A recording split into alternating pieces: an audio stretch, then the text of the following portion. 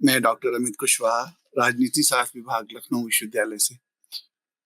हम लोग पिछले 3 कक्षाओं में ऑनलाइन के इस माध्यम से गांधी जी के समकालीन विश्व में क्या उपयोगिता है, क्या प्रासंगिकता है, इस विषय पर अध्ययन कर रहे हैं। और उनकी जीवन काल, उनकी इकाई के पहले खंड से लेके आज हम दूसरे खंड में चल रहे हैं, जिसमें राजनीतिक विचारों पर चर्चा कर रहे हैं। और आज का जो विषय है वो बड़ा ही समकालीन भी है और समकालीन दृष्टि से भी उसे हम समझेंगे। और दूसरा आज दूसरा विषय जो उसमें हम लेने वाले हैं, वो विषय है हमारा जुड़ा हुआ ट्रस्टीशिप के सिद्धांत के साथ। न्यास का जो सिद्धांत गांधी जी ने दिया अपने राजनीतिक चिंतन के माध्यम से। तो 2 विषय हैं आज, दोनों विषयों के बारे में आज पढ़ेंगे और दोनों ही बड़ा आर्किक विषय हैं, बड़ा ही केंद्रित बिंदु है। गांधी जी के राजनीतिक चिंतन में, विचारधारा में सत्याग्रह की जो भूमिका है, जो कि आज मुख्य विषय है, और उसके साथ जो दूसरा राजनीतिक चिंतन है, ट्रस्टीशिप का सिद्धांत। ये दोनों ही सिद्धांत आपस में बहुत मेल खाते हैं और उसके साथ-साथ इन दोनों सिद्धांतों को हम गांधी जी के विचारों का केंद्र बिंदु मान सकते हैं। जैसे कि हम गांधी जी के विचार के विषय में जब चिंता कर रहे हों या विचार कर रहे हों, तो 2-4 कुछ ऐसी चीजें हैं, हम अगर उन्हें संख्या के तौर पर अगर सुनिश्चित करें, तो लगभग कुछ ऐसी चीजें हैं जिनके आधार पर गांधी जी के विचार को बांधा और समझा जा सकता है। हालांकि पूरी तरीके से उसमें संपूर्णता का भाव कभी नहीं आ सकता। जैसा मैंने पिछली भी कक्षाओं में डिस्कस किया है कि गांधी जी के विचारों को समझना है, तो गांधी जी की बहुत सारे स्तरों को समझना होगा। मल्टी लेयर्स हैं, देयर आर मल्टीपल काउंटर्स, बहुत सारे स्तर हैं। और जिस स्तर में आप घुसते हैं, वो एक नया स्तर खुल के सामने आ जाता है। गांधी जी का चिंतन इतना गहन है। और राजनीतिक विचारों की अगर बात करें, तो गांधी जी के चिंतन में, राजनीतिक विचारों में बड़ी ही गहनता और बड़ी ही नैतिकता और बहुत एक सघन दर्शन का साक्षात्कार होता है। और गांधी जी के विचारों को अगर हम समग्रता में समझने का प्रयास करें, तो शायद बहुत समय लग जाए, क्योंकि कारण क्या है कि गांधी जी के विचार हर क्षेत्र को टच करते हैं, इतने समविन्यासी हैं, इतना मल्टीपल डायमेंशन है कि गांधी जी के विचारों को समझना है तो बड़ा ही मल्टीपल डायमेंशन को समझना होगा। उसमें नैतिकता भी है, उसमें धर्म भी है, उसमें राजनीति भी है, उसमें समाज भी है, सामाजिक चिंतन भी है, उसमें व्यक्तिवाद भी है, उसमें धाराओं को भी गांधी जी ने शामिल किया है। अन्य पंथों, अन्य मजहबों की जो समकालीन और जो उपयोगी बातें हैं, उसको भी वो अपने चिंतन का हिस्सा माना बनाते हैं। और उसके साथ-साथ उनकी राजनीतिक चिंतन की परंपरा में एक निरंतर एक अविरलता है, और एक तरीके से कहें कि उनके राजनीतिक चिंतन में अविरलता के साथ-साथ एक परिवर्तन भी है। परिवर्तन शब्द का प्रयोग इसलिए मैं कर रहा हूँ, क्योंकि गांधी जी का चिंतन उत्तर पक्षी और पूर्व पक्षी 2 तरीके से देखा जाता है। और गांधी जी के विचार निरंतर परिवर्तित होते रहे हैं, परिस्थितियों के अनुसार, चीजों के अनुसार, समस्याओं के अनुसार। और उसमें जैसा मैंने कहा कि कुछ संख्या के आधार पर गांधी जी के चिंतन को अगर बांधा जाए, कुछ समझने का प्रयास किया जाए, तो सत्य, अहिंसा, नैतिकता, धर्म, व्यक्तिवाद, व्यक्ति की आत्मा की शुद्धता, व्यक्ति का आत्मा का चिंतन, सत्य के साथ उसका साक्षात्कार, और वो जो सद्विचार हैं मानवीयता के, उन गुणों के आधार पर अगर गांधी जी को समझें, तो मेरे ख्याल से गांधी जी को समझने का हम एक छोटा सा प्रयास ही मान सकते हैं, समझ सकते हैं लेकिन गांधी जी को।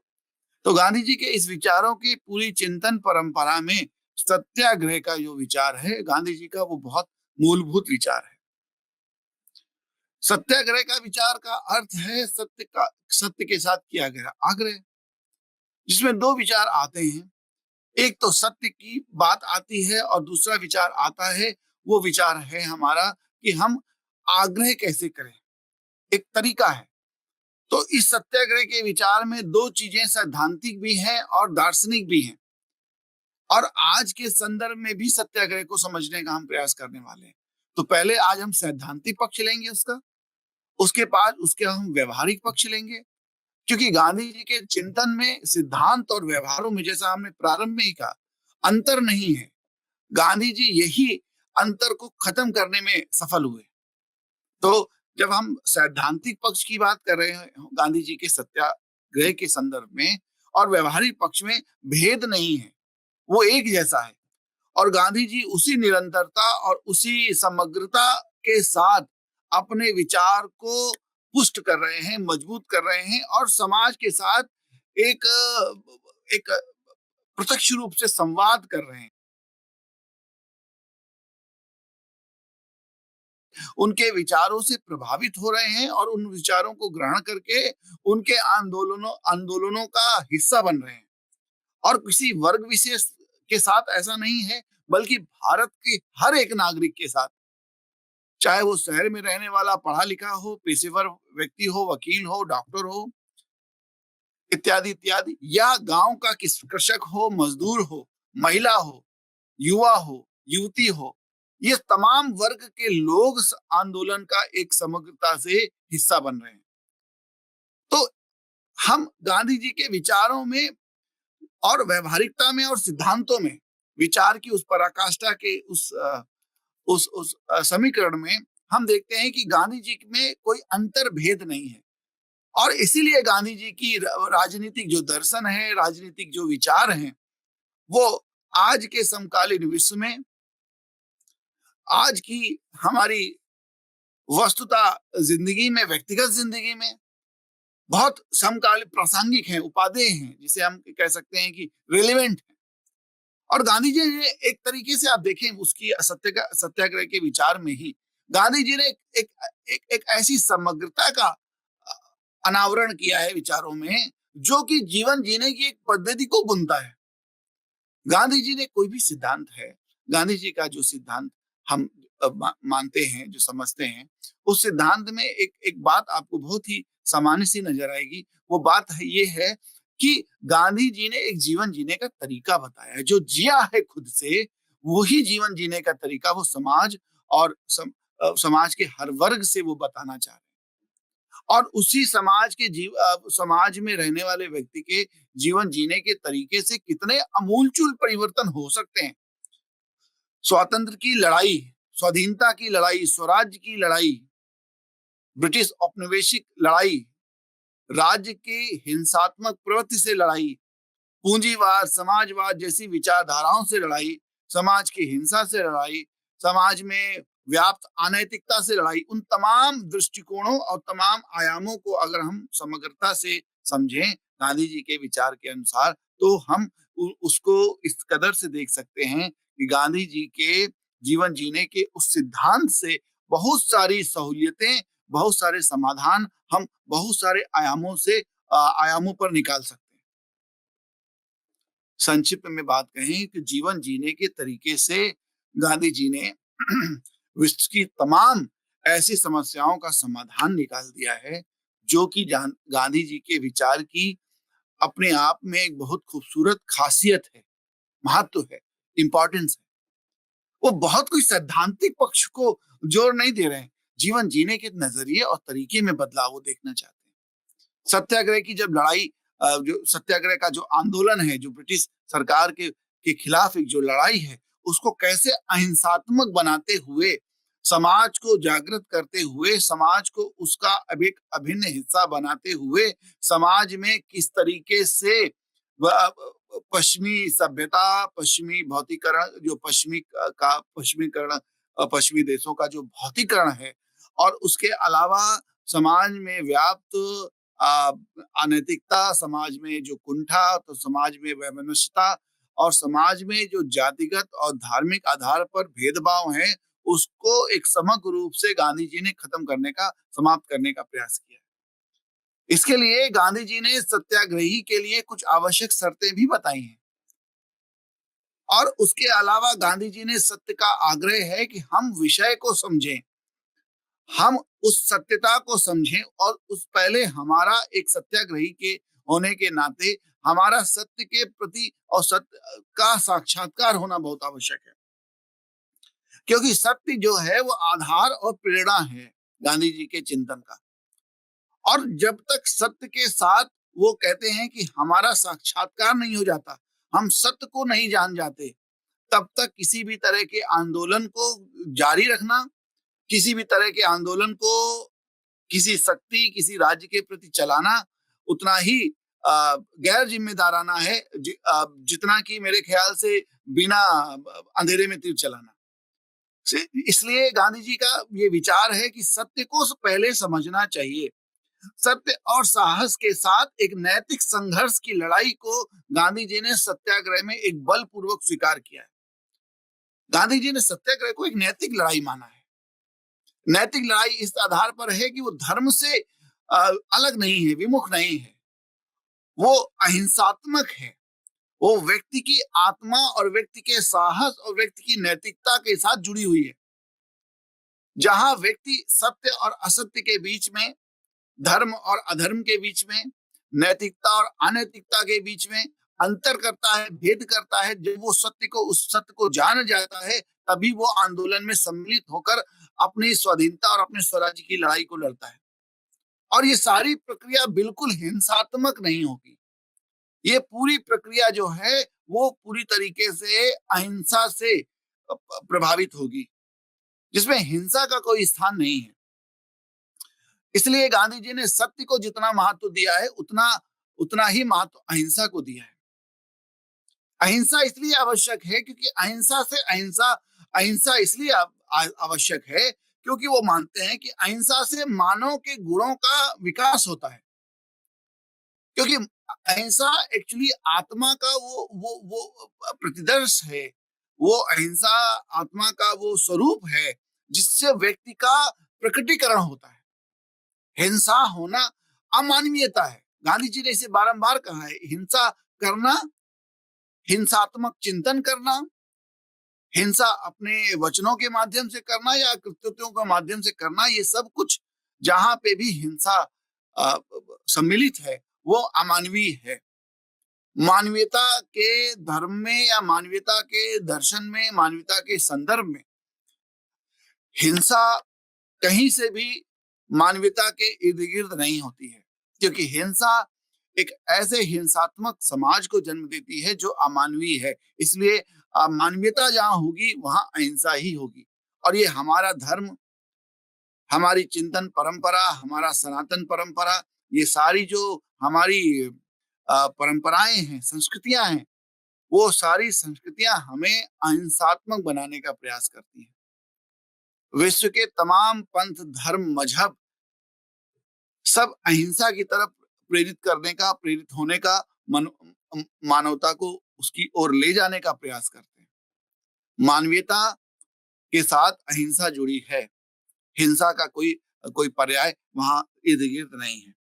तो गांधी जी ने सत्याग्रह के इस आंदोलन में, जैसा कि ये विचार 1909 के बाद से प्रकट हुआ, जब वो ट्रांसवाल में श्वेत लोगों द्वारा जो अत्याचार किए जा रहे थे अश्वेत लोगों के ऊपर, और ट्रांसवाल में उन्होंने लगभग 3000 लोगों के साथ जब ये अपने विचार साझा किए कि हमें किस तरीके से अंग्रेजों के खिलाफ अश्वेत लोगों के प्रति एक अच्छी भावना रखते हुए इस भेदभाव को मिटाना है, तो मदन लाल जो गांधी जी थे, उनके जो सहयोगी थे, उन्होंने इसको एक शब्द दिया, सद सद इसको उन्होंने सदाग्रह के नाम से उसे कहा।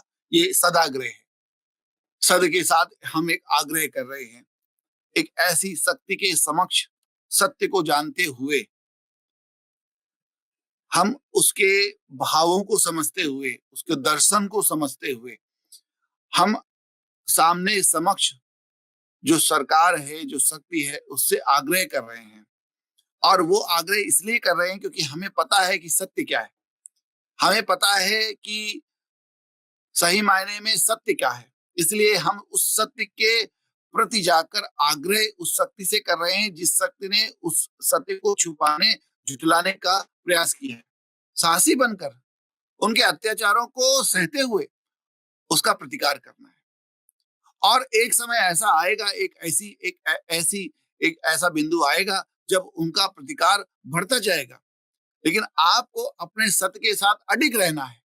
सत्य के साथ अपनी धैर्यता और अपने साहस और अपनी नैतिकता को बनाए रखते हुए, जनमत के को संबोधित करते हुए, जनमत का जो जो जो जो सहयोग है उसको लेते हुए, और हर व्यक्ति को इसी नियमावली के अनुसार, कोड ऑफ कंडक्ट के अनुसार चलते हुए उसका प्रतिकार करते रहना है। और एक ऐसे बिंदु के बाद जब प्रतिकार की पराकाष्ठा हो जाएगी, तो सामने वाला उस सत्य को स्वीकार कर लेता है और आपको अपने अधिकारों से, जो अधिकार आपके हैं, उस अधिकारों से उन अधिकारों को वो दे देता है, स्वेच्छा से दे देता है। उसमें बल का प्रयोग नहीं है। इसलिए कहा उन्होंने कि हमें अडिग रहते हुए धैर्य धैर्य पूर्वक, निष्ठा के साथ अपने सत्य के प्रति निष्ठा भी आवश्यक है। ऐसा सत्य नहीं है कि आंदोलन के दरमियान, आंदोलन के चलने के साथ साथ सत्य भी बदल रहा है। नहीं, सत्य अडिग है। सत्य ऐसे केंद्र में स्थापित है जिसे बदला नहीं जाता। सत्य सत्य है। और उस सत्य के लिए हम उसके प्रतिकार को सहते हुए, उसकी हिंसा को सहते हुए, उसके दुर्व्यवहार को सहते हुए अपने सत्य के प्रति हम अडिग रहेंगे, तभी हम जाके सफल हो पाएंगे। और इसीलिए जनमत को वो शांतिपूर्वक समझाने का कार्य कर रहे हैं। गांधी जी का मानना है कि जब तक आंदोलन में जनमत नहीं होगा, बहुत सारे बहुसंख्या में लोग इस विचार से संबंध नहीं रखेंगे, संबंधित नहीं होंगे, प्रभावित नहीं होंगे, तब तक किसी बड़े आंदोलन को किया नहीं जा सकता है। इसके लिए हर व्यक्ति को उस सत्य को समझना होगा, उस सदाग्रह को समझना होगा, उस सत्य और साहस को समझना होगा, और एक न्याय संगत संघर्ष करना होगा। गांधी जी ने न्याय संगत संघर्ष की बात की है, बहुत महत्वपूर्ण है ये बात। न्याय इसलिए क्योंकि आप न्याय सत्य को जानते हैं, इसलिए आप न्याय के समक्ष हैं, समीप हैं। वो संघर्ष न्याय के लिए है, अन्याय के लिए नहीं है। और आप जो संघर्ष कर रहे हैं वो न्याय के लिए कर रहे हैं। और उस न्याय के संघर्ष में आपका जो संघर्ष, नैतिक आत्मा का जो बल है, जिसे आत्मा का बल मार्टिन लूथर किंग ने कहा है कि आत्मा का बल है ये, इस बल को वो स्वीकार कर रहे हैं, उस बल से प्रभावित दिखाई दे रहे हैं। और वो कहते हैं उस आत्मा के बल से किया गया जो संघर्ष है, यही एक सही सत्याग्रही की पहचान है। जब सत्याग्रह का विचार आता है तो दुराग्रह जो है, जो मन में विचार है, क्लेश है, द्वंद्व है, हिंसा है, वैमनस्यता है, और हमारा जो दूसरे के प्रति जो प्रतिकार है, वो जब तक समाप्त नहीं होगा, एक सत्याग्रही सच्चे मायने में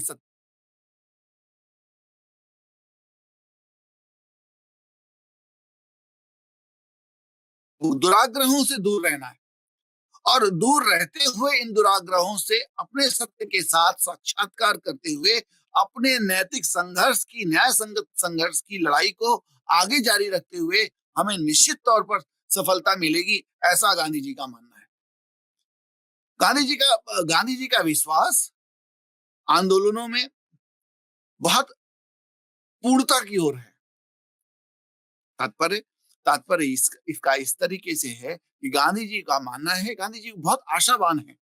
गांधी जी के पूरे दर्शन में बहुत एक सशक्त, आशान्वित करने वाला अंश दिखाई देता है। गांधी जी कहते हैं इस माध्यम से हमें सफलता निश्चित तौर पर मिलने वाली है, लेकिन हमें उस सफलता के लिए पूरे मनोयोग के साथ, पूरे धैर्यता के साथ उसको स्वीकार करना होगा और पूरी तरीके से नियमित, न्यायपूर्ण रूप से संघर्ष को आगे जारी रखना होगा, और सफलता निश्चित मिलेगी।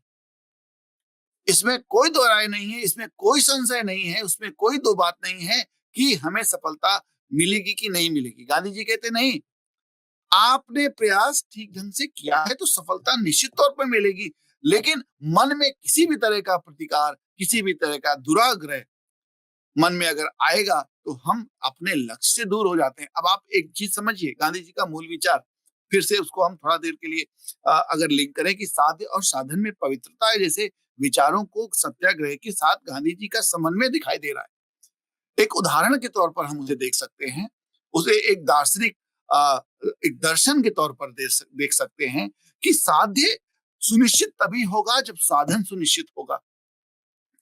और साध्य जब जितना शुद्ध है, जितना पवित्र है, जितना सत्य के समीप है, साध्य को भी उतना सत्य और और उसकी पवित्रता के समीप होना पड़ेगा।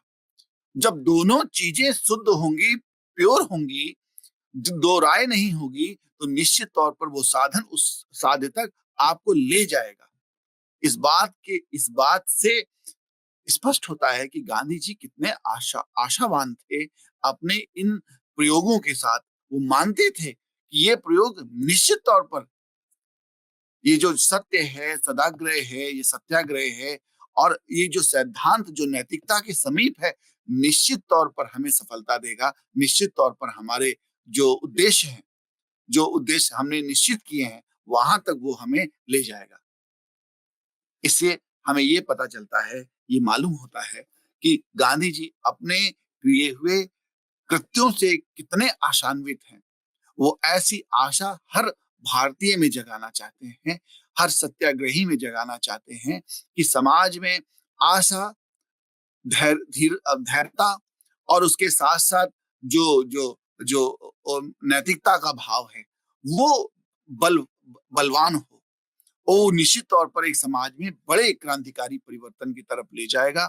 और स्वाधीनता, स्वराज्य, ये सब बहुत गांधी जी के लिए बहुत छोटी चीजें हैं। वो मानते हैं कि ये जीवन जीने के की प्रक्रिया में एक बड़ा बदलाव है। स्वतंत्रता और स्वाधीनता गांधी जी के लिए एक छोटा विचार है, लेकिन मनुष्य का आत्मा के का उत्थान, और आत्मा से व्यक्ति का, व्यक्ति के समाज से समाज का, समाज से राज्य का, राज्य के विश्व का पूरा पूरा एक अमूल चूल परिवर्तन, इसी परिवर्तन के साथ, इसी इसी शब्द के साथ, इसी केंद्र के साथ शुरू होता है, इसी बीज के साथ शुरू होता है। वो इसीलिए कहते हैं कि एक सत्याग्रही को दुराग्रहों से दूर रहना है। दुराग्रह हमें भ्रमित करते हैं, हमें अपने लक्ष्य से भटकाते हैं, हम भी उनके जैसे हो जाते हैं, हम भी एक तरीके से उस हिंसात्मक राज्य के स्वरूप की ओर चले जाते हैं, या उनके जैसे हो जाते हैं। जो विचार जो हमने पश्चिमी सभ्यता से सीखे हैं, हमें वैसा बिल्कुल नहीं बनना है। हमें अपने सत्य के साथ, हमें अपने आप को स्थापित करते हुए रखना है, सत्य के साथ अपने आप को जोड़े रखना है। दूसरी बात, सत्याग्रह के इस क्रम में गांधी जी ने राष्ट्रवाद के को एक खिलाफ माना है। राष्ट्रवाद के इस सांस्कृतिक विचार को तो गांधी जी स्वीकार कर रहे हैं, लेकिन राष्ट्रवाद की हिंसात्मक विचार को या क्रांतिकारी विचार को, ये जो समाज में हिंसा पैदा करने वाले ऐसे विचार हैं, उससे गांधी जी अपने आप को दूर करते हैं। उनका उदाहरण के तौर पे अगर इसे हम जानने का प्रयास करें, तो उस समय जो भी एक आंदोलन युवाओं के द्वारा, क्रांतिकारियों के द्वारा समाज में चलाया जा रहा था, वो गांधी जी के सिद्धांतों के विपरीत था। गांधी जी की सैद्धांतिक रूप से, दार्शनिक रूप से इस बात को मानते हैं कि हिंसा से हिंसा समाप्त नहीं होती है, हिंसा से हिंसा ही पैदा होगी। एक हिंसात्मक समाज, या यूं कहें कि एक हिंसात्मक व्यक्ति, एक हिंसात्मक समाज और एक हिंसात्मक राज्य पैदा होता है। इसलिए हिंसा से हिंसा ही होगी, और इस वजह से गांधी जी मानते हैं कि क्रांतिकारियों द्वारा किए गए प्रयास एक हिंसात्मक समाज को जन्म दे रहे हैं, और इस क्रांति से किसी भी तरह की जो स्वतंत्रता मिलने की संभावना है, वो अधूरी है। इससे समाज का कोई उद्धार नहीं होने वाला है। गांधी जी मानते हैं कि सही मायने में व्यक्ति में जब तक अमूलचूल परिवर्तन नहीं होंगे, सामाजिक दायरों में जीवन के जीने की पद्धतियों में बदलाव नहीं होगा, वो स्वतंत्रता भी अधूरी है। अगर स्वतंत्रता को एक सांस्कृतिक स्वतंत्रता के रूप में, उस परिवर्तन के रूप में देखना है, तो गांधी जी का मानना है कि उसके लिए हमें अपने जीवन के मूलभूत सिद्धांतों में, जीवन जीने के मूलभूत तरीकों में हमें बदलाव करना होगा और हम जब तक वो बदलाव नहीं करेंगे, तब तक हम स्वतंत्रता तब तब हमें अगर स्वतंत्रता मिल भी जाती है, तो वो स्वतंत्रता हमारे लिए नाकाफ़ी होगी, वो स्वतंत्रता हमारे लिए बेकार होगी, वो हमें सिर्फ़ भ्रमित करने वाली है। इसलिए राजनीतिक स्वतंत्रता तो को वो एक छोटा लक्ष्य मानते हैं। आध्यात्मिक स्वतंत्रता, आध्यात्मिक पक्ष से जो मिले, जो हर व्यक्ति को व्यक्ति, हर मानव को मानव से जोड़े, समाज में समन्वय, समता का भाव पैदा करे, एक-दूसरे के प्रति निर्भरता पैदा करे, किसी भी तरह का भेदभाव, किसी भी तरह की जातिवाद, किसी भी तरह की धर्मांधता समाज में अस्वीकार्य हो, वो एक ऐसा समाज देख रहे हैं, उस समाज को वो पूर्ण रूप से स्वतंत्र मान रहे हैं, जो हर तरह की अतिरेक, तृष्णा और आवश्यकता से दूर हो। इस वजह से गांधी जी के जो विचारों में जो राष्ट्रवाद का विचार है, वो गांधी जी उसको स्वीकार करने के लिए तैयार नहीं है। गांधी जी कहते हैं कि इस तरह का जो उग्रवादी या यूं कहें कि हिंसात्मक राष्ट्रवाद का प्रभाव स्वतंत्रता आंदोलन में दिख रहा है, ये हमारा सत्याग्रह नहीं हो सकता है। सत्याग्रही को हिंसा से दूर रहना है। सत्याग्रही को किसी भी तरह के हिंसात्मक प्रतिकार मन से, वचन से और कर्मों से नहीं सोचना है। वो एक अनुशासन है, एक पद्धति है, जीवन जीने का तरीका है, वो आत्मा को जानने का प्रयास है। इस तरीके से गांधी जी उस राष्ट्रवाद के खिलाफ हैं, जो राष्ट्रवाद स्वातंत्र के आंदोलन के समय, स्वतंत्र के संघर्ष के समय देखने को मिला।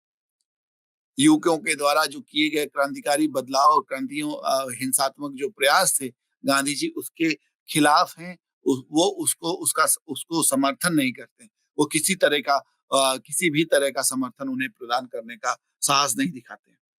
क्योंकि इसीलिए क्योंकि वो मानते हैं कि सत्याग्रह ही एक एक स्थायित्व प्रदान कर सकता है। क्योंकि सत्याग्रह सिर्फ न केवल स्वतंत्रता को प्रदान करने का उस लक्ष्य को के पाने का रास्ता बता रहा है, अपितु सत्याग्रह के माध्यम से वो एक ऐसा समाज को बुनने का प्रयास कर रहे हैं, जो समाज धर्म, सत्य और न्याय और अहिंसा पर आधारित है और सद्विचारों पर आधारित है, मानवीयता के धर्म पर आधारित है।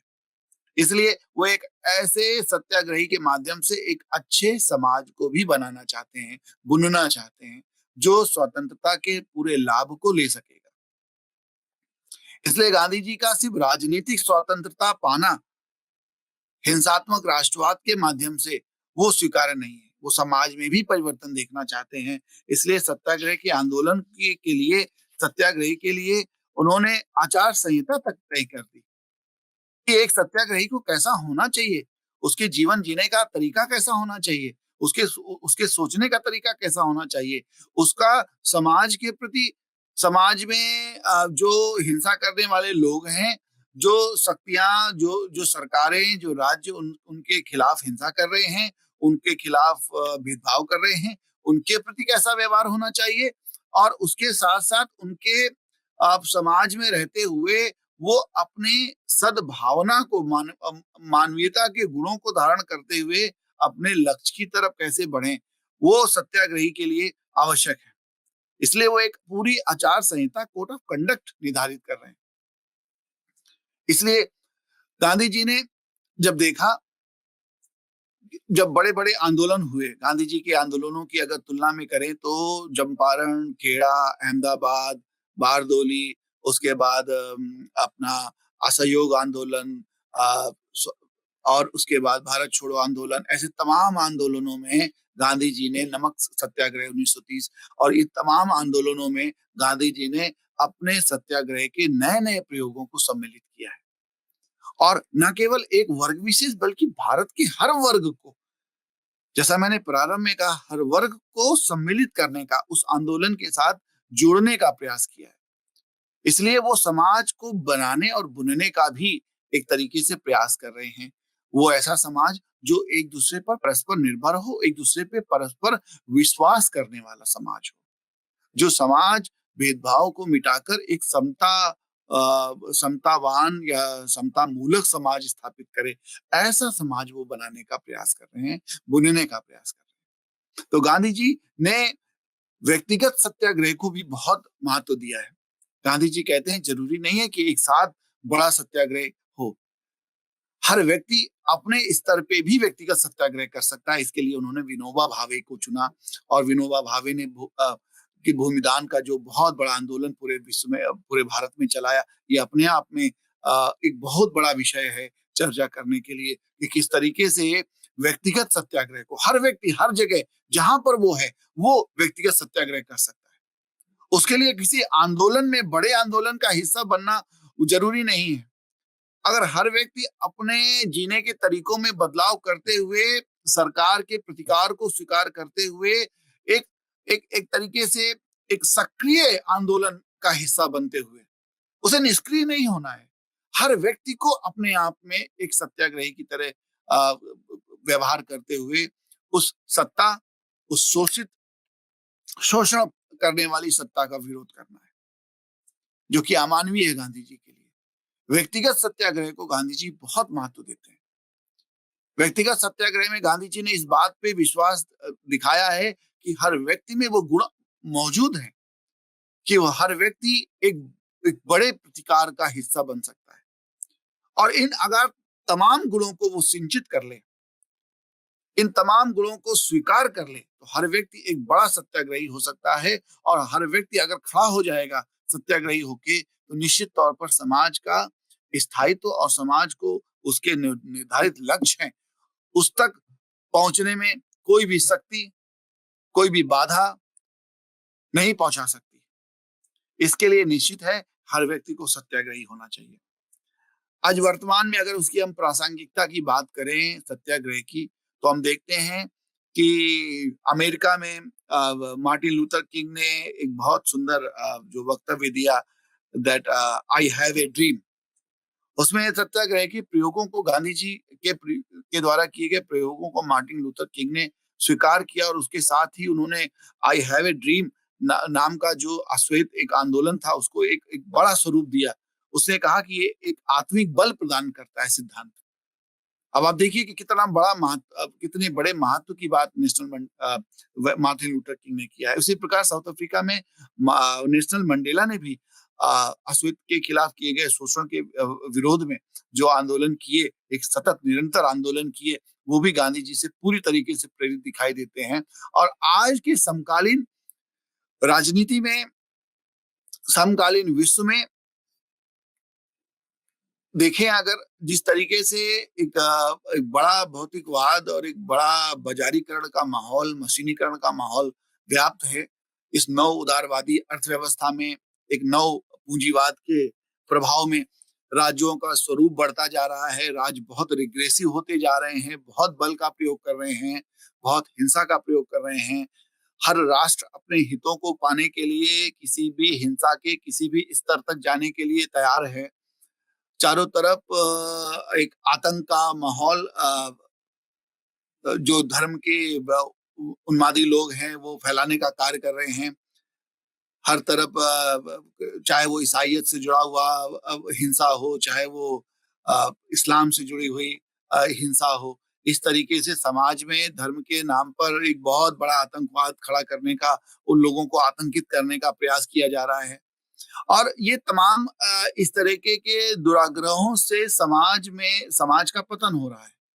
गांधी जी के विचारों से, अगर सत्याग्रही के इन विचारों से, मूलभूत दर्शन से अगर हम समझने का प्रयास करें, तो अगर हर व्यक्ति इन सत्याग्रह के विचारों को अपने जीवन में आत्मसात कर ले, तो लगता है कि निश्चित तौर पर आने वाले वर्षों में, आने वाले समय में, इस वर्तमान समय में और आने वाले वर्षों में हम तमाम तरह के सामाजिक अवगुणों से, सामाजिक वैमनस्यता और दुराग्रहों से दूर हो जाएंगे और समाज में एक स्थायित्व और एक अहिंसात्मक वातावरण व्याप्त होगा, जिसमें मानवता और मानवतावादी विचार और सोच का प्रस्फुटन होगा और लोग उसको स्वीकार करेंगे और लोग ज्यादा अच्छे और खुशहाली से और शांतिपूर्ण तरीके से रह पाएंगे। तो आज के इस बदलते हुए आर्थिक, सामाजिक और राजनीतिक और सांस्कृतिक भी वैश्वीकरण के दौर में संस्कृतियों के इस घालमेल से भी बहुत सारी समस्याएं पैदा हो रही हैं। तमाम समाजों का पतन हो गया है, तमाम पूंजीवादी समाजों ने छोटे समाजों को दबा दिया है। इस तरह की जो विचार, इस तरह की जो पद्धतियाँ हैं, सत्याग्रह के आंदोलन के से खत्म की जा सकती हैं, उन्हें बंद किया जा सकता है और मनुष्य अपने लक्ष्यों को प्राप्त कर सकता है। इस तरीके से एक सत्याग्रह एक न केवल एक राजनीतिक आंदोलन के स्वरूप में गांधी जी ने इसकी व्याख्या की है, बल्कि इसे एक दार्शनिक स्वरूप में भी बदलने का प्रयास किया है। स्थापित करेगा, मानव के जीवन जीने के तरीकों में बदलाव करेगा और उसके माध्यम से समाज में औसत को पाने का लक्ष्य निर्धारित होगा और इसके अनुरूप रहते हुए एक समता मूलक समाज स्थापित होगा। गांधी जी के इन विचारों के साथ अगर हम सत्याग्रह को समझ रहे हैं, तो एक समग्रता का भाव हमें आ, देखने को मिलता है। दूसरी इकाई का आज विषय हम लेने वाले थे, जैसा कि हमने शुरू में कहा, वो न्यास सिद्धांत है, ट्रस्टीशिप का कॉन्सेप्ट है। हम पहले भी इस विषय में थोड़ा संक्षिप्त में चर्चा अपने पूर्ववर्ती लेक्चर्स में कर चुके हैं। आज लेकिन एक विषय के रूप में इसे हम अलग से लेने वाले हैं। ट्रस्टीशिप का सिद्धांत जैसा कि एक ऐसी व्यवस्था को जन्म दे रहा है, जो व्यवस्था सही मायने में मानवता और एक सही मायने में समाज के मुख्य उद्देश्य को स्थापित करने में सार्थक सिद्ध होगी। एक ऐसा समाज जहां पर प्रतिद्वंदता नहीं है बल्कि सहयोग है, असमानता नहीं है बल्कि समानता है। एक ऐसा समाज जो समता मूलक समाज बनने की ओर अग्रसर है। ये गांधी जी कहते हैं तभी संभव है जब समाज में स्थापित, समाज में जो चलन में है, प्रतिद्वंदता, बाजारीकरण, अमीर गरीब, शोषण और शोषण करने की जो जो जो प्रक्रिया है, जो जो तरीका है, वो जब तक परिवर्तित नहीं होंगे, समाज में शांति स्थापित नहीं होगी। निश्चित तौर पर अर्थ सत्ता के साथ एक बहुत गहरा संबंध रखता है। अर्थ का जो अर्थ है वो इस तरीके से है कि समाज और सत्ता दोनों ही अर्थ के आधार पर टिकी हुई है और आर्थिक रूप से समाज जब तक समता मूलक नहीं होगा, समाज में सामाजिक और राजनीतिक समता का व्याप्तिकरण नहीं होगा, वो स्थापित नहीं हो सकती। ये भेद जब तक नहीं मिटेगा, ये गल्फ, ये खाई जब तक नहीं मिटेगी समाज में एक विश्वास की जो भावना है वो स्थापित नहीं हो सकती। गांधी जी इस बात को गांधी जी ने तमाम विचारों को एक तरीके से काउंटर किया है, प्रचलित विचारों को काउंटर किया है, यूं कहें। एक पूंजीवाद का विचार जिस तरीके से समाज में व्याप्त है, पूंजीवाद का विचार एक स्वच्छंदता को जन्म देता है, एक व्यक्तिगत स्वतंत्रता को जन्म देता है। वो ये मानता है कि राज्य का अस्तित्व जो है वो संसाधनों के विनियमितीकरण के लिए नहीं है, वो सिर्फ एक साधन के स्वरूप में है और व्यक्ति जो है वो अपने आप में सक्षम है निर्णय लेने के लिए, अपने हित में फैसले लेने के लिए, संसाधनों पर स्वामित्व के लिए। उसमें राज्य कोई बाधा नहीं हो सकता, राज्य एक साधन हो सकता है। ये उदारवादी विचार भी है। अर्थव्यवस्था आर्थिक स्वरूप में इस उदारवादी विचार के समक्ष अगर हम देखते हैं तो इन विचारों में राज्य का जो स्वरूप है वो एक सीमित दायरे में है और व्यक्ति की जो स्वतंत्रता है, व्यक्ति की जो स्वच्छंदता है, जो आर्थिक जो स्वतंत्रता है, वो उसका प्रभाव ज्यादा है। इसलिए इस व्यवस्था में एक बड़ी पूंजीवाद जैसी संस्कृति का जन्म होता है, जहां पर व्यक्ति बहुत सारी आवश्यकता के अतिरिक्त बहुत सारे संसाधनों को संजो लेता है, अपने संसाधनों को शामिल कर लेता है, संसाधनों को इकट्ठा कर लेता है और संसाधनों का ये जो एक तरीके से संचयन है, कंसोलिडेशन है, ये कहीं ना कहीं असमानता को जन्म देता है समाज में।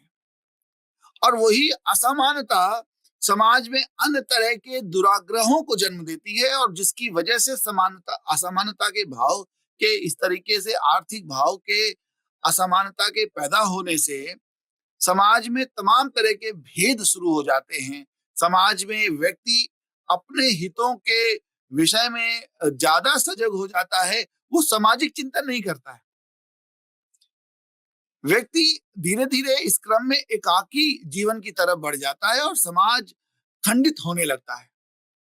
फिर समाज में एक जो पूंजीवादी पूरी विचारधारा की संकल्पना है, इसमें व्यक्ति स्वतंत्र हो जाता है निर्णय के लिए, और एक व्यक्ति समाज में बहुत सारे संसाधनों को संचित कर लेता है, और एक ऐसा समाज में व्यक्ति है जो उन संसाधनों से बहुत दूर है। इसको इस कदर से इस तरीके से समझ सकते हैं कि एक ऐसा वर्ग बन जाता है जिसके पास बहुत ज्यादा पूंजी है, बहुत सारे संसाधन हैं, और एक ऐसा वर्ग हो जाता है जिसके पास संसाधनों के अगर लिहाज से हम समझें तो बहुत सीमित सीमित संसाधन उसके पास है।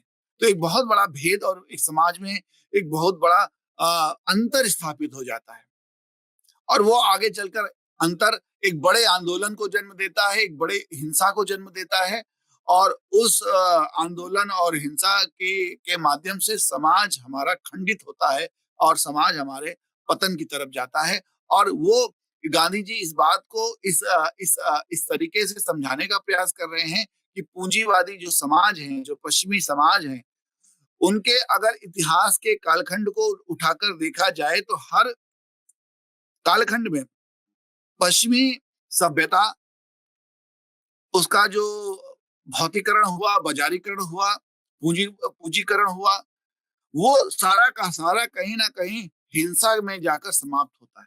हर उन समाजों में एक घोर भेदभावपूर्ण नीति स्थापित हुई।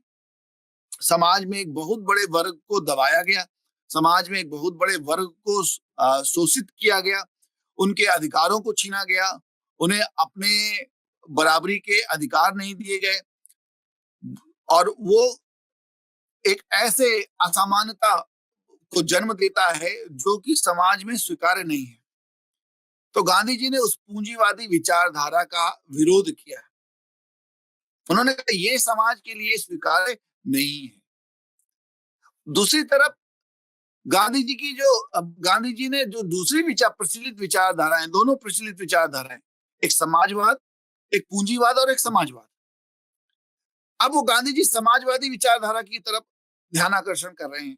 गांधी जी का मानना है कि समाजवाद जिस तरीके से समाज में संसाधनों का वितरण चाहता है, एक क्रांति के माध्यम से, एक बड़े जैसे कि मार्क्सवादी और माओवादी विचार आंदोलन और क्रांतिकारी माध्यम से एक अमूलचूल परिवर्तन स्थापित करना चाहते हैं। वो चाहते हैं कि सर्वहारा बुर्जुआ के बीच का जो भेद है वो समाप्त हो जाए, एक समता मूलक एक साम्यवादी समाज स्थापित हो जाए। वो एक हिंसात्मक आंदोलन से ही शुरू होगा, और वो गांधी जी मानते हैं कि इस तरीके से भी समाज में परिवर्तन नहीं होगा। जैसे कि हमने पिछली भी कक्षाओं में पढ़ा है कि हिंसा से हिंसा पैदा होती है, और जिस समाज ने, जिस राष्ट्र ने हिंसा की है वो आगे चल के बड़ी हिंसा में लिप्त हो गए।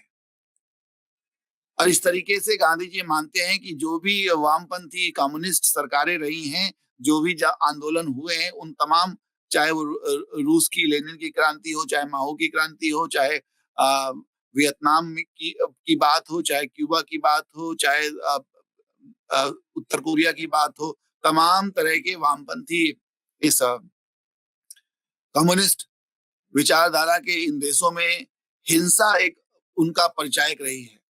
हिंसा के दम पर, हिंसा के बल पर उन्होंने समाज में परिवर्तन आंदोलन किए हैं, जिसकी वजह से उन्होंने एक ऐसा समाज बना दिया है जो सिर्फ और सिर्फ हिंसा की धुरी पर टिका हुआ है, और वो आज भी समाज उस हिंसा के चक्र से बाहर नहीं निकल पाए हैं। वो अभी भी हिंसा से हिंसा करते जा रहे हैं, और समाज में सही मायने में जो जो स्थायित्व तो होना चाहिए था, सही मायने में जो एक नैतिक समाज स्थापित होना चाहिए था, वो समाज स्थापित होने से बहुत दूर चला गया। इसलिए गांधी जी कहते हैं कि दोनों ही प्रचलित संसाधनों, विचारधाराओं पर वो कुठाराघात कर रहे हैं, वो एक नया विकल्प दे रहे हैं। वो विकल्प आपसी सामंजस्य का है, आपसी समन्वय का है। वो कहते हैं कि दोनों तरह की विचारधाराओं में खामियां हैं। दोनों तरह की इन विचारधाराओं में खामियों के अलावा बहुत ऐसे लूपहोल्स हैं जो कि एक अस्थिर समाज की तरफ ले जाते हैं। समाज में भेदभाव पूर्ण समाज स्थापित करने की तरफ समाज बढ़ जाता है, और जिससे कि समाज में अस्थिरता व्याप्त हो जाती है। गांधी जी कहते हैं कि समाज में अगर हम सामाजिक समन्वय के सिद्धांत पर चले। अब सामाजिक समन्वय का सिद्धांत क्या है? सामाजिक समन्वय का सिद्धांत का तात्पर्य है कि समाज में हर वर्ग के बीच में, हर व्यक्ति के बीच में समन्वय हो, और मानवीय गुणों से एक दूसरे के साथ जुड़ जाए। वो धर्म और अध्यात्म के धागे से, सूत्र से एक दूसरे के साथ बंध जाए। तो व्यक्ति व्यक्ति के महत्व को समझेगा, समाज समाज के महत्व को समझेगा, और राज्य राज्य के महत्व को समझेगा। इसलिए आवश्यक है कि व्यक्ति के इस समन्वय के धागे में, इस समन्वय की जो जो जो बुनियाद में व्यक्ति आपस में एक दूसरे के विचार के साथ पूर्णता स्थापित कर ले।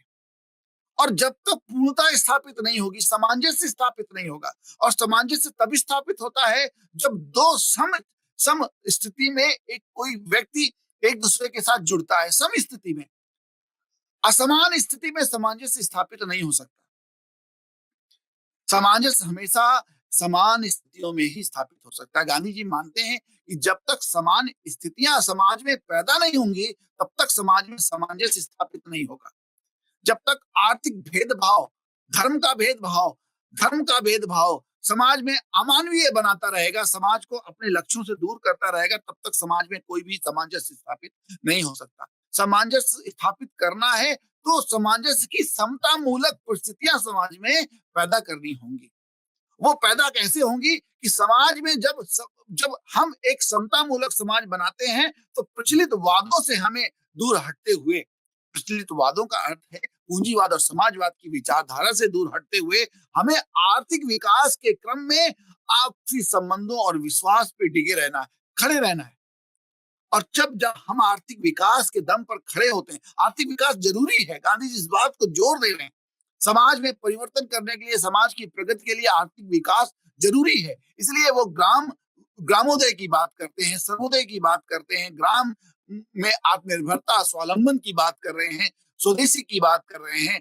और इसलिए वो चाहते हैं कि समाज में एक आर्थिक समता व्याप्त हो, तभी जाके समाज का जो समन्वय है वो बरकरार रह सकता है, समाज का सामंजस्य बरकरार रह सकता है।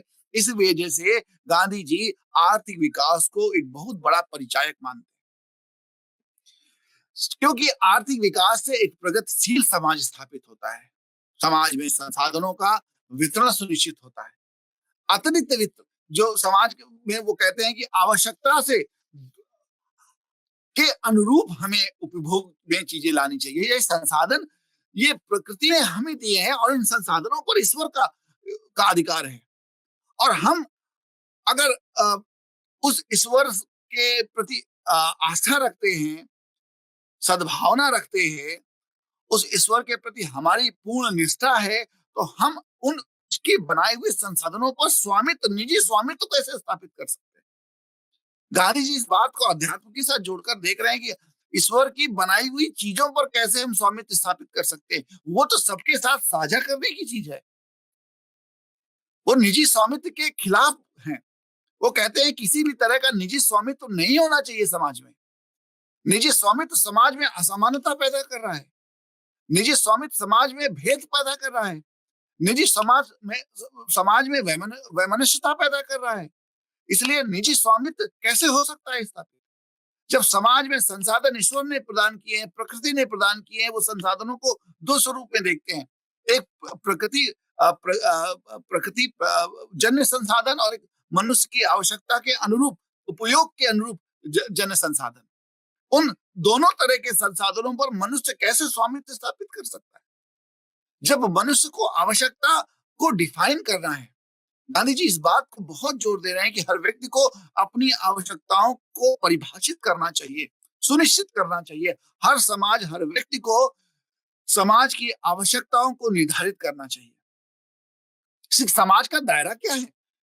समाज में आवश्यकता का दायरा क्या है? क्या इस तरीके से हम एक दौड़ का कहीं हिस्सा तो नहीं बनते जा रहे हैं, जहां पर हम अपनी आवश्यकताओं की पूर्ति के लिए सिर्फ और सिर्फ संसाधन जोड़ते चले जा रहे हैं, उनका संचयन करते चले जा रहे हैं। इससे समाज में सिर्फ और सिर्फ संसाधनों का संचयन ही होगा, अमानवीयता पैदा होगी, वैमनस्यता पैदा होगी। हम मानव संबंध को बहुत ज्यादा, सामाजिक संबंधों को बहुत ज्यादा महत्व नहीं दे रहे हैं। हम सिर्फ संसाधन इकट्ठा कर रहे हैं, क्योंकि हमारी पूर्ति ही निर्धारित नहीं है, पूर्ति ही परिभाषित नहीं है। और चाहिए और चाहिए और अतिरिक्त चाहिए, ऐसे भाव के साथ अगर हम समाज में बढ़ते रहेंगे तो निश्चित तौर पर समाज का उद्धार नहीं होने वाला। हम ईश्वरीय उन गुणों से दूर हो जा रहे हैं जो ईश्वर ने हमें प्रदान किए हैं, ईश्वरत्व प्रदान किया है, उस तत्व से हम दूर चले जा रहे हैं। इसलिए वो कहते हैं एक न्यास का विचार, गांधी जी कहते हैं ये एक जो परस्पर विश्वास का विचार है, आपसी समाज में विश्वास पर टिका हुआ विचार है, इसको हमें बल देना चाहिए और संपत्ति के प्रयोग में एक अमूलचूल बदलाव करना चाहिए। संपत्ति का प्रयोग जो है वो समाज में स्थायित्व प्रदान करने के लिए, किसी भी चीजों पे किसी व्यक्तिगत व्यक्ति का अधिकार नहीं होता है, समाज का अधिकार होता है। और सामाजिक बदलाव के लिए वो चाहते हैं कि संपत्ति के प्रयोग में जो बदलाव है वो सुनिश्चित हो, और वो सुनिश्चित करने के लिए किसी राज्य और किसी संस्था को खड़ा करने का काम नहीं कर रहे। वो कहते हैं कि व्यक्ति स्वयं में सक्षम है, समाज स्वयं में सक्षम है इस बदलाव को स्थापित करने के लिए।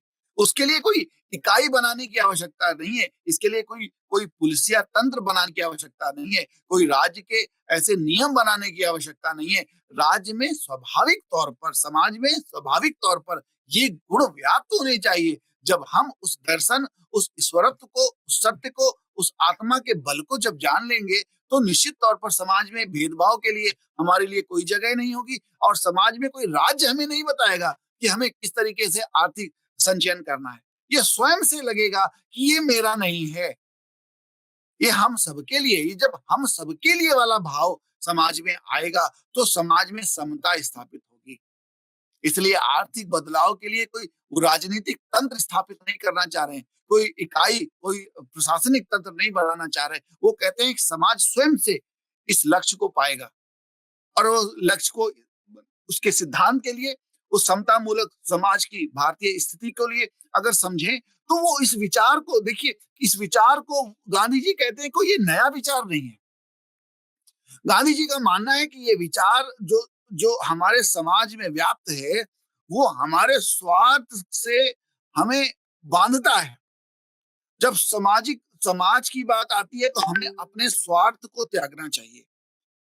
इसमें कुछ चीजें मैं इसके इसके स्वरूप में अगर हम इसकी बात करें तो सामाजिक सिद्धांत के न्यास के सिद्धांत में सामाजिक कुछ 6 बिंदु आते हैं जो गांधी जी उसकी चिंता करते हैं कि समाज में एक समतावादी व्यवस्था को जन्म लेना है तो समाज में एक विश्वास की पराकाष्ठा, विश्वास की बुनियाद खड़ी करनी पड़ेगी, और उस विश्वास की बुनियाद में आपसी सहयोग और उसके साथ साथ हमारे आर्थिक जो जो जो संपत्ति के प्रयोग हैं उसमें बदलाव हमें करने पड़ेंगे, और वो समाज स्वयं सक्षम रूप से हर व्यक्ति करने के लिए तैयार होगा, तभी जाके समता मूलक सामाजिक व्यवस्था स्थापित होगी। और न्यास का सिद्धांत, ये पहला न्यास का सिद्धांत, ऐसा गांधी जी कहते हैं। दूसरे न्याय के सिद्धांत में वो सामाजिक कल्याण की भावना को जोर दे रहे हैं। वो मानते हैं कि सामाजिक कल्याण की भावना अगर समाज में व्याप्त होगी तो निश्चित तौर पर निजी स्वामित्व का नाश होगा, और निजी स्वामित्व का नाश होगा, निजी स्वामित्व समाप्त होगा तो समाज के कल्याण की भावना अविरल रूप से समाज में व्याप्त हो जाएगी, और हर व्यक्ति को समाज की कल्याण की भावना से प्रेरित होकर जीवन में और अपने आर्थिक जीवन में आर्थिक दृष्टिकोण से सोचना चाहिए। ये जो धन का स्वामित्व है उसके लिए वो कहते हैं कोई कानून, जैसे मैंने कहा ना, अभी राज्य की आवश्यकता नहीं है, कानून की बाहर से कोई आवश्यकता नहीं है। वो कहते हैं कि ये समाज स्वयं से प्रेरित हो, स्व प्रेरित हो इस भावना के लिए। दूसरी बात है, वो कहते हैं अधिकतम आय की सीमा, जैसे न्यूनतम आय की सीमा निर्धारित है, वैसे वो कहते हैं समाज स्वयं से एक अधिकतम आय की सीमा को निर्धारित कर ले। उसे उसकी आवश्यकता क्या है? क्या चाहिए? वो अपनी आवश्यकताओं को परिभाषित कर ले और जब वो सीमा निर्धारित कर लेगा, तो निश्चित तौर पर जो अतिरिक्त है वो समाज के प्रयोग के लिए, समाज के कल्याण के लिए। उस पे उसका कोई स्वामित्व नहीं, वो समाज को समर्पित कर देगा, समाज को वापस कर देगा और समाज उससे लाभान्वित होगा। और इस तरीके से अपने स्वार्थ से परमार्थ की तरफ गांधी जी कहते हैं जब ये विचार विकसित हो जाएगा तो समाज में एक स्थायित्व और समता अपने आप से स्थापित हो जाएगी।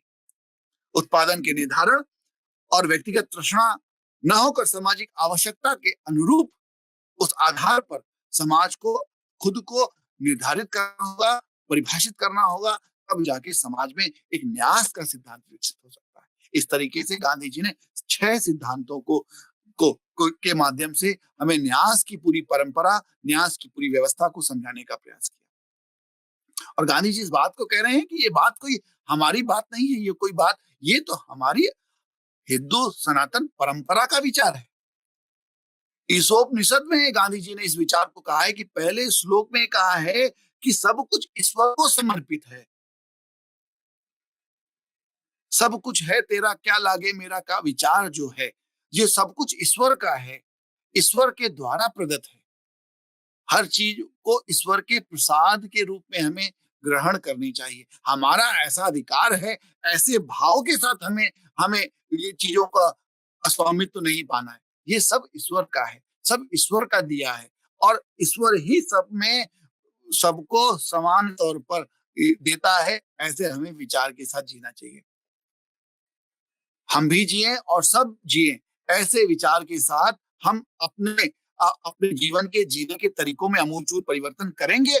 त्याग और सामाजिक सेवा, सामाजिक कल्याण की भावना हम में व्याप्त होगी तो निश्चित तौर पर जो राम राज्य में जो परिकल्पना गांधी जी ने की है, मर्यादा पुरुषोत्तम श्री राम के समय में, महाभारत के समय में और और हमारे जो हमारे सनातन धार्मिक चिंतन की एक अविरल परंपरा में इस विचार को माना गया है कि त्याग और सेवा से ही मनुष्य महान होता है।